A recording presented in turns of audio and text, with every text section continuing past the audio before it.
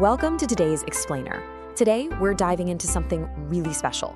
We're breaking down a beautifully crafted 4K documentary-style cooking show called Ghizlane's Tiny Kitchen, How to Make Sushi. Now, this isn't just a recipe. Oh no. It's a total masterclass in visual storytelling. We get these gorgeous, realistic food close-ups, bright natural lighting, and what's really wonderful is Ghizlane's incredibly welcoming, modest presentation. It serves as fantastic representation for young Muslim girls and families everywhere. She is absolutely on a mission to prove that making authentic Japanese dishes right at home is just a joyful adventure.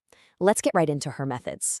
Okay, let's take a quick look at the recipe overview for today. First, welcome to Ghizlane's kitchen. Then, ingredients and perfect rice. Next, prepping the fresh fillings. After that, the art of rolling. And finally, sauces and stunning presentation. Section 1. Welcome to Ghizlane's kitchen, cooking as an adventure. So the core thesis of this explainer is actually super simple. Making sushi at home is easier than it looks. Let's be honest, sushi can feel pretty intimidating, right? Like it's some magical dish reserved only for high-end restaurants. But Ghizlane, with her bright smile and super welcoming presence, completely shatters that myth. She creates this totally stress-free zone where learning a new skill is just fun and totally accessible. The warm documentary lighting really highlights this simple truth. Literally anyone can do this. Section 2. Ingredients and perfect rice. Building the base. Now, when you picture making premium sushi, you might imagine running around looking for 100 complex ingredients. But look at this pantry check. The gorgeous macro shots on a rustic wooden table reveal a surprisingly simple list. We're talking fresh core ingredients. You've got stark white sushi rice, crisp green nori sheets, fresh salmon, crunchy cucumber, creamy avocado, sweet carrots, soft cream cheese, and some rice vinegar. That's the whole shebang. Every single item here plays a highly specific role in perfectly balancing flavor and texture. Which brings us to the foundational technique of it all, creating perfect sushi rice. The steps here are basically foolproof. Step 1 is absolutely non-negotiable. You have to wash those rice grains until the water runs completely clear. That gets rid of all the excess surface starch. Then, after cooking it to absolute perfection, you season it with a really careful blend of rice vinegar, sugar, and salt.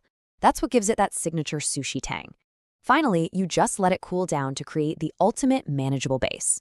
Section 3. Prepping the fresh fillings. Color and crunch. All right, so through these incredibly smooth cinematic camera movements, we watch some really careful knife skills transform our raw ingredients into the vibrant heart of the sushi roll. Ghizlane uses a sharp knife to precision slice the fresh salmon, the cucumber, avocado, and carrots into uniform thin strips. Doing this not only guarantees a perfectly balanced, healthy ratio in every single bite, but it also creates these stunning, contrasting colors. It just makes the inside of every roll totally pop on camera. Section 4. The art of rolling. Patience and practice. We've reached the magic part, the actual construction. And it takes a little patience, but it is so rewarding. First, you place your nori on a traditional bamboo rolling mat. Then, you spread a thin, even layer of that perfectly cooled seasoned rice right up to the edges. Next, you neatly arrange those colorful fillings right in the center. Then, you use the mat to gently but firmly roll it all up, tucking everything in to make a perfect cylinder. Finally, you slice it into neat, bite-sized pieces.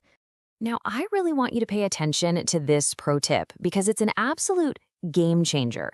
Dip a sharp knife in water for clean slices and clean the blade after every few cuts. Seriously, if you've ever tried cutting homemade sushi and just ended up mashing it into a sad pancake, it's because that sticky rice clung to a dry blade.